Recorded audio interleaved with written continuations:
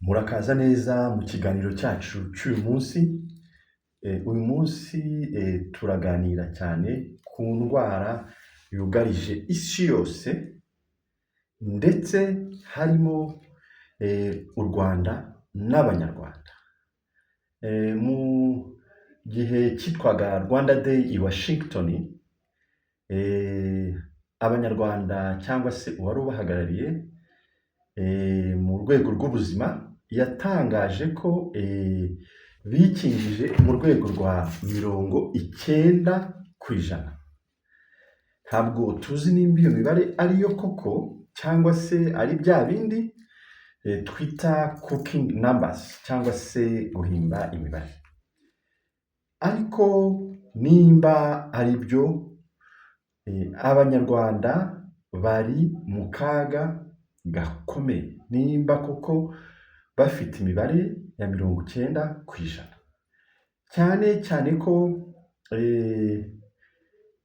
habaye amakosa akomeye cyane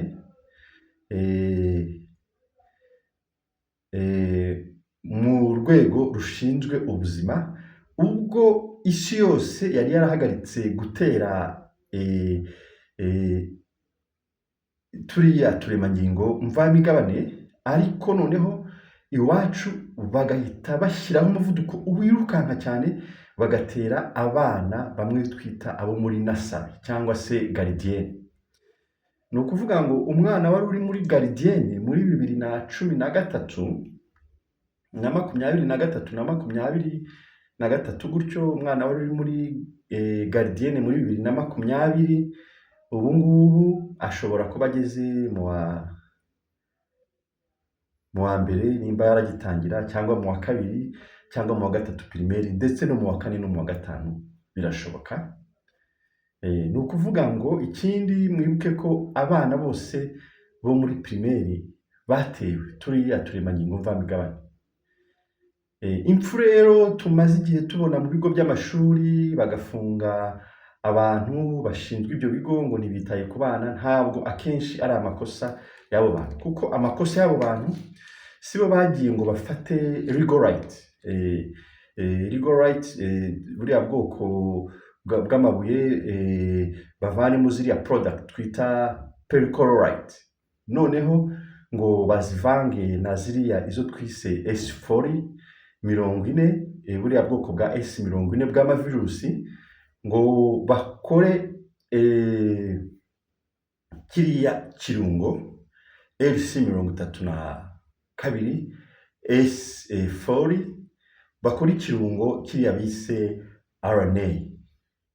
Twibuke ko ubusanzwe hari harabaye ubushakashatsi, habaye ubushakashatsi kera, ariko ubwashakashatsi bwa kera bwakozwe n'abadokita nka Dr. Maron, batarongeramo n'ibyo birungo byose. Ubwayo iyo yafataga iriya miti akayitera mu mbeba mu gihe cy'imyaka 5 zose, ni ukuvuga ngo izimwe zapfaga mu mezi, kandi imbeba ikomeye kurusha umuntu. Iyo mpamvu bazikoraho ubushakashatsi, ubudahangarwa bw'imbeba burakomeye kurusha ubw'umuntu. Bivuga iki rero? Bivuga ngo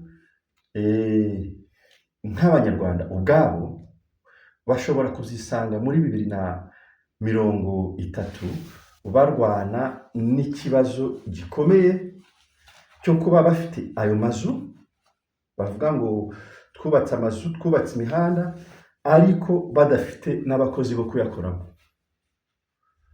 Bakaba bafite amazu, bakaba bafite iyo mihanda myiza, ariko nta bakozi bo kuyakoramo. Bagize imana babona abanyamahanga bajya baza mu Rwanda muri ibi bihe byo gusimbura Abanyarwanda bagiye kuzajya babura ubuzima, kuko bazaba ari benshi, koko bazaba ari benshi. Noneho tujye aho bahereye ku nzego zo hejuru, bahereye ku bayobozi, kandi noneho abayobozi bo tuzabisubiramo, bo babateye n'ibikomeye kurusha n'ibyo bateye mu baturage. Bivuga ngo n'ubuyobozi nta buhari. Abitwa ko bari muri diaspora noneho mu ntara iyo twita ya 6, nabo ubwabo 3/4 bariteje. nabo ubwabo mu myaka iri imbere ntabahari. Bivuga iki rero?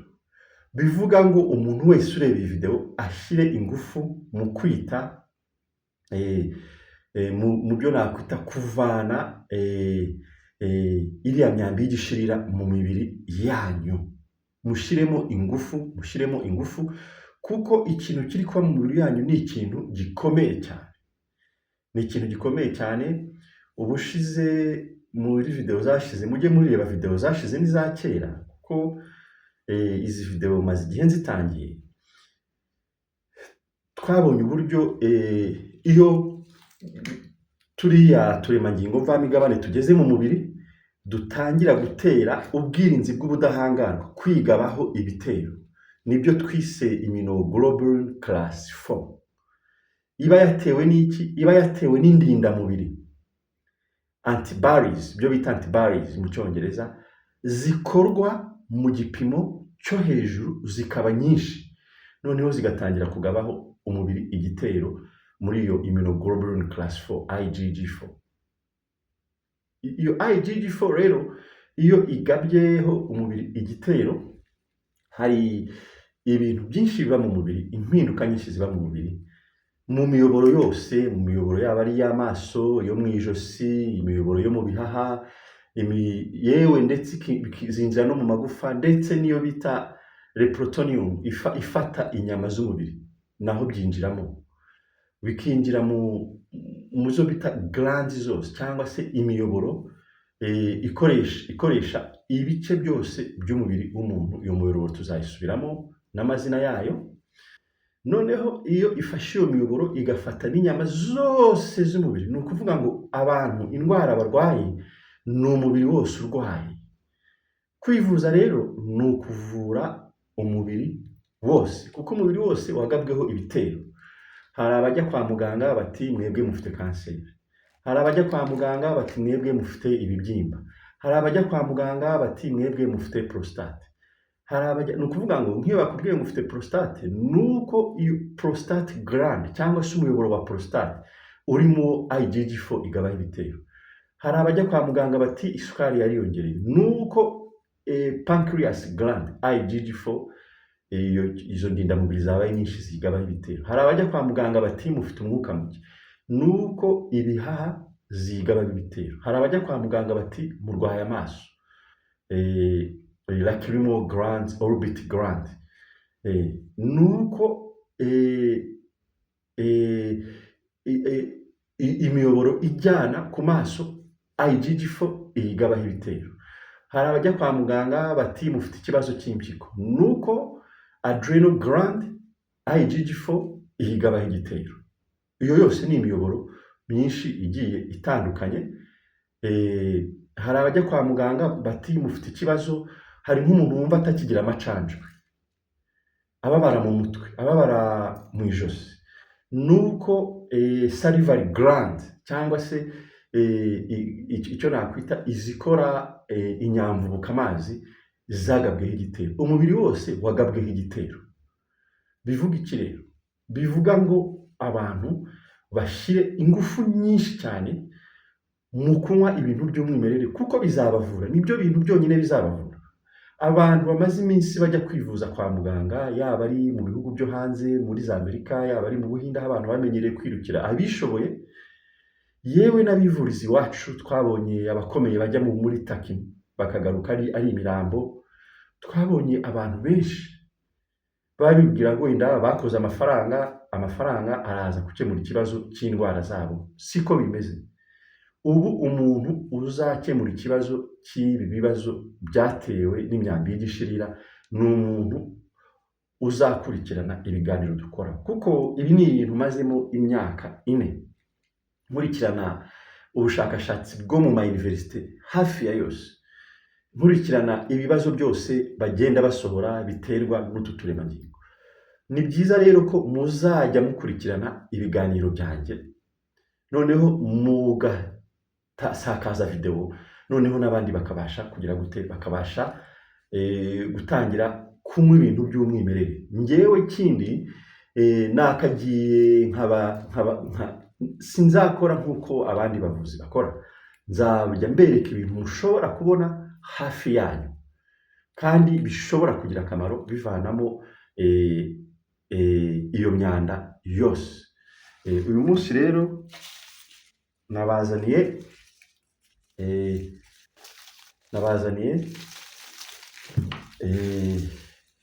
amababi y'indimu. Amababi y'indimu usanga ubusanzwe kera tuzi ngo abanyamahanga ngo nibo bavumbuye ibintu byose. Reka da, iyi ni imiti abanyarwanda kuva na kera bakoreshaga. Amababi y'indimu mu miti yose abanyarwanda bakoraga yajyagamo. Amababi yandi tuzabona y'imyembe yajyagamo. Amababi y'imbuto bayashyiraga cyane mu miti bakoraga. Kandi noneho iyo ugiye ukareba ugakora ubushakashatsi kuri izo za Google n'izindi, usanga ibyo bandikamo ari ibyo bagiye bavoma mu baturage b'isi hose, kubera ko umuturage n'ubundi arwara umutwe akinywera amababi y'indimu, umuturage arwara igifu akinywera amababi y'indimu kandi agakira, umuturage utaranageze mu ishuri arwara isukari akanywa amababi y'indimu kandi ikageraho ikazamushiramo atiwamwe ibinini, umuturage arwara kumva afite ubushye akanywa amababi y'indimu. Ariko noneho n'ubushakashatsi bwongeyeho ibikumwe byayo, noneho byerekana ko amababi y'indimu koko avura indwara ziterwa n'ubushye, icyo bita inflammation, avura indwara zo mu myanya y'igogora, ariyo gifu, amara mato n'amara manini. Ibi bifasha umutima utera wihuta. Ariko twumvikane hano, aha simvuga abantu bafite ibyo bibazo ariko batangiye imiti ya kizungu. Burya imiti ya kizungu iyo wayitangiye ihagarika akenshi imikorere y'imiti yindi iyo ari yo yose. Niyo mpamvu abantu bamwe usanga umuntu afashe amababi afite diyabete, arayanyweye ntabwo ishizemo neza ngo ni amababi adakora. Si amababi adakora, ni uko umuntu sisiteme ye bayihinduye kubera iriya miti. Ni uko umuntu ufite indwara y'umutima sisiteme yahindutse, imikorere ye yahindutse kubera iriya miti. Ni byiza rero ucyumva uburwayi, ucyumva intege nkeya, kujya ukoresha ibyaremwe, cyane cyane ko nta ngaruka ibyaremwe bigira. Barababeshya ngo ikintu babeshya abantu, abanyamahanga babanje kubeshya abantu, abakoloni, ngo byica impyiko, ngo byica umwijima. Ahubwo ibinini nibyo byica impyiko, nibyo byica umwijima. Ni byiza rero ko abantu bakanguka bagakoresha umwimerere wabo bakawukoresha, kuko ufite ibintu byinshi ukora mu mubiri, mu koza udutsi tw'imbere mu mubiri, mu koza inyama zose z'amaraso, umubiri wose urakorana. Iyo wogeje inyama uvuga ngo unyweye wenda amababi kubera umwijima wawe, ntabwo afashe umwijima gusa, azoza n'impyiko, yoze n'igifu, yoze imitsi yose ahantu iri, yoze inyama zose z'amaraso yawe.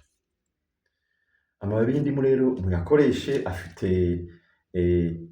inyongeramirire nyinshi, afite n'indindamubiri nyinshi, antioxidant nyinshi zishoboka, afite intungamubiri nyinshi zifasha. Ni ukuvuga ngo uyu ni umuti ukomeye cyane, bishobotse mukawuvanga n'ibishishwa by'indimu. Hari n'abashobora kumva barwaye cyane bakaba bafata igishishwa cy'igiti cy'indimu. Igishishwa cy'igiti cy'indimu, mujye mumenya ko iyo aba bavura n'igishishwa kiba kivura, n'imizi ibivura. Gusa si byiza kurimbura igiti. Niyo mpamvu kera bajya bavuga ngo nutema kimwe ngo ujye utera bibiri, ngo umunyarwanda ngo ujye umenya ngo akamaro k'igiti. Uriya iyo utemye igiti kivura utateye ibindi nka 5, uba wishe ejo hazaza n'indwara uburyo zizavurwamo. Ni byiza rero gukoresha amababi, kandi noneho iyo ugiye gukoresha amababi ujye uyaha umwanya, tugihe umwanya kugira ngo gikuza yandi. Ntukagende ngo uteme ishami ryose. Jya ufata ishami uvaneho kamwe, ufate irindi shami uvaneho kamwe, ufate irindi shami uvaneho kamwe, kugira ngo igiti gikomeze gukura, apana kurimbura. Ni nk'uko waca umuntu ukuboko, ni nk'uko waca umuntu urutoki. Iyo wagiye ugaca ishami ugaca ahatazongera gukura, uba uhemukiye ibidukikije. Mwiyiteho rero, mukomeze mwivure, muvane imyanda mu mubiri yanyu, mukomeze mwiteho n'imiryango yanyu. eh, kandi bizabagirira akamaro. Muzasanga abari gukurikirana ibyo mbabwira n'abari kuvuga ngo reka dutegereze muganga azadufashe, muzasanga abakurikirana ibyo mbabwira ari bo barimo baragenda bakira, kuko turiya turemangingo n'iriya myambi y'igishirira, iyo wibeshe ugashyiramo imiti yo kwa muganga y'ibinini, biba bibi kurushaho. Bamwe umwuka urabura, abandi ubushye bukiyongera, abandi ayo makanseri yadutse twita turbo cancers, nazo tuzazivugaho, ugasanga yirukanse cyane. Murakoze rero, mwari kumwe na Master Kata, mugire ibihe byiza.